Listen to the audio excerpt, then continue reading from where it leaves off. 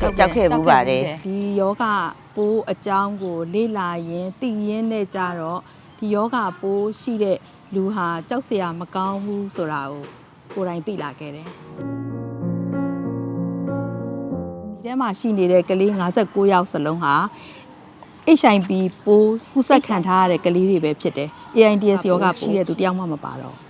AIDS ယောဂဖြစ်မနေတော့ ဒီယောဂကြီးဟာတကယ်ထဲထဲဝင်ဝင်သိပြီဆိုရင်ကြောက်စရာမကောင်းဘူးဆိုတာလေးကိုတော့အဲ့ဒါလေးတော့တကယ်လက်ဆင့်ကမ်းချင်ပါတယ်ကျမ်းမာရေးလည်းပါတယ်ပညာရေးလည်းပါတယ်နောက်ဒီစားတောက်တာလည်းပါတယ်ပေါ့နော်အကုန်လုံးဝေယဝိဆာအစအကုန်အပြည့်စုံပါတာကိုတရက်တာကို9သိန်းအလှငွေလက်ခံထားပါတယ်အဲ့လိုမှအလှငွေမဟုတ်ဘဲနဲ့နေ့တစ်ပိုင်းစာပဲဆိုရင်လည်းကျမတို့2သိန်းခွဲလက်ခံပေးပါတယ်နောက်အလှရှင်အနေနဲ့ကနေပြီးတော့ဆေးပရိသာအနေနဲ့လှူကျင်သေးတယ်ဆိုရင်လည်းကျမတို့ဘလောက်ဖြစ်ဖြစ်အဲ့ဒါဟာဆေးပရိသဘင်အဖြစ်အနေနဲ့ကျမတို့ထားပေးထားပါတယ်တမတ်ချက်မရှိဘဲနဲ့အလှငွေလေးတွေလက်ခံပေးပါတယ်ဟု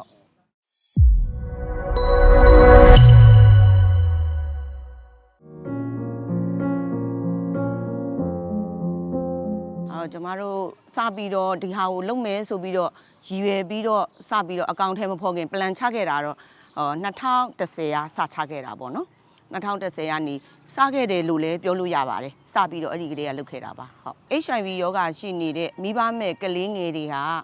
ဟလာထိမ့်သိမ်းအုပ်ချုပ်စောင်းရှောင်းမဲ့သူမရှိဘဲနဲ့ဘဝမှာမဖြစ်တဲ့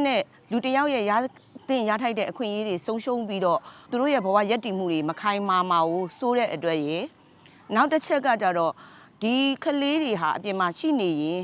နောက်ထပ်ကြံတဲ့ပတ်ဝန်းကျင်တွေမှာပြန်ပွားနှုံတွေများမှာစိုးတယ်ဆိုတော့အဲ့ဒီစိတ်ကူးလေး2ချက်နဲ့ပဲဒီဟာကိုအရင်ဆုံးစပြီးတော့အကောင့်ထဲပေါ်ခဲ့တာပါဟုတ်ကဲ့ကြောက်ခဲ့ဘူးပါတယ်ဟုတ်ကဲ့ဘူးတယ်ဒါပေမဲ့လည်းကလေးလေးတွေအတွက်အများကြီးစိတ်ပူပြီးတော့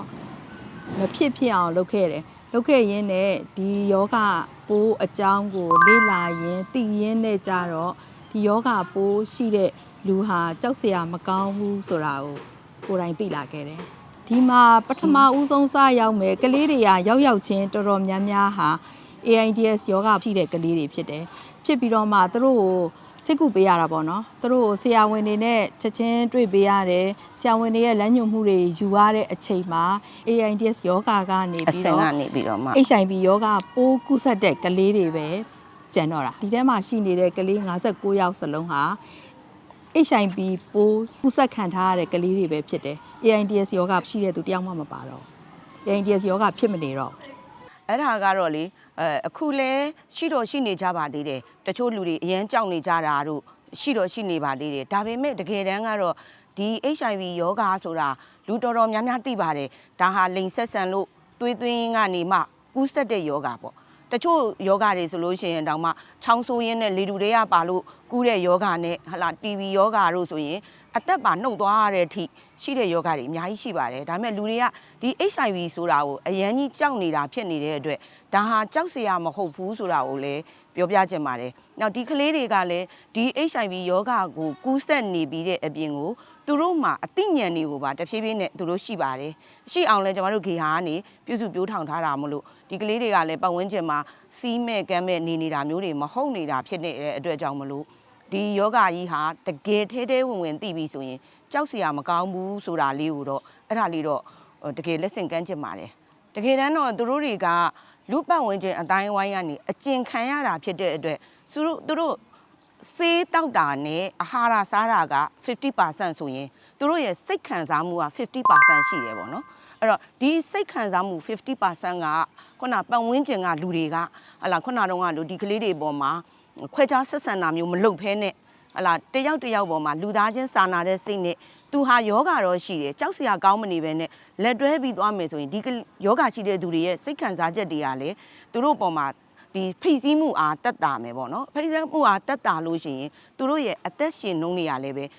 လူဒန်းစီနေနိုင်ပါတယ်အခုလက်ရှိပုံနေတဲ့ဈေးဝါးတွေရဲ့အာဟာရစားသုံးမှုတွေရဲ့အကြောင်းမလို့သူတို့ကကျန်းမာတန်ဆွမ်းပါတယ်အခုလက်ရှိကျမတို့ဂေဟာမှာဆိုလို့ရှိရင်ကလေးတွေဟာတကယ်ကိုဒီယောဂါရှိပါတယ်လို့ကိုကျမတို့ကြင်ပြောခိုင်းလို့ရတယ်အဲ့လောက်ထိအောင်ကျန်းမာပါတယ်နောက်ကျမတို့ဒီကလေးတွေနဲ့လည်းပဲပုတ်ပန်းတောင်ထိတ်ထီတောင်တက်နိုင်ခဲ့တဲ့ကလေးတွေပါ အဲ့တော့ကျမ်းမာရေးအနေနဲ့ကအလောက်ကောင်းပါတယ်အဲ့တော့ဒါတွေဟာခွဲခြားဆက်ဆံရမယ့်အနေအထားမျိုးတွေမဟုတ်ဘဲနဲ့လူပတ်ဝန်းကျင်မှာနားလည်လက်ခံပေးပြီးတော့တကယ်စာနာတဲ့စိတ်ကလေးနဲ့လက်တွဲပေးသွားမယ်ဆိုရင်တကယ်ကိုအဖိုးတန်တဲ့ကလေးတွေနဲ့လူတိုင်းဝိုင်းမှာအတုံးတဲတဲ့ကလေးတွေလူငယ်လေးတွေအများကြီးဖြစ်လာမှာပါလို့ကျွန်မပြောချင်ပါတယ်6ခွဲတစ်ချိန်ကျွေးတယ်17နာရီကိုတစ်ချိန်ကျွေးတယ်2နာရီတစ်ချိန်ကျွေးတယ်ညနေ9နာရီတစ်ချိန်ကျွေးတယ်ညကိုအိယာဝင်ငန်းနီး8နာရီမှာတစ်ချိန်ကျွေးတယ်ပေါ့နော်ဒါထဲမှာအသီးတစ်ခါကျွေးတယ်အဲ့ဒီ9ချိန်ကျွေးတဲ့ဟာကိုတနေ့ကုန်စားကျမ်းမာရေးလဲပါတယ်ပညာရေးလဲပါတယ်နောက်ဒီစားတောက်တာလဲပါတယ်ပေါ့နော်အကုန်လုံးဝေယဝိဆာအစအကုန်အပြည့်စုံပါတာကိုတရက်တာကို9သိန်းအလူငွေလက်ခံထားပါတယ်အဲ့လိုမှအလူငွေမဟုတ်ဘဲနဲ့နေတစ်ပိုင်းစာပဲဆိုရင်လေကျမတို့2သိန်းခွဲလက်ခံပေးပါတယ်နောက်အလှရှင်အနေနဲ့ကနေပြီးတော့ဆေးပရိသာအနေနဲ့လှူကျင်သေးတယ်ဆိုရင်လေကျမတို့ဘလောက်ဖြစ်အဲ့ဒါဟာဆေးပရိသပြင်ဖြစ်နေနဲ့ကျမတို့ထားပေးထားပါတယ်တတ်မှတ်ချက်မရှိဘဲနဲ့အလူငွေလေးတွေလက်ခံပေးပါတယ်ဟုတ်အဲ့လေ128လမ်းကိုဝင်လာရင်ရပါတယ်မြဝတီကျောင်းနဲ့ကက်ရက်ပါမြဝတီမင်းကြီးကျောင်းတိုင်းနဲ့ကက်ရက်ပါဖုန်းနံပါတ်က39 40 25 80 688 40 25 80 689အဲ့ဒီကိုဆက်သွယ်လို့ရပါတယ်ဟုတ်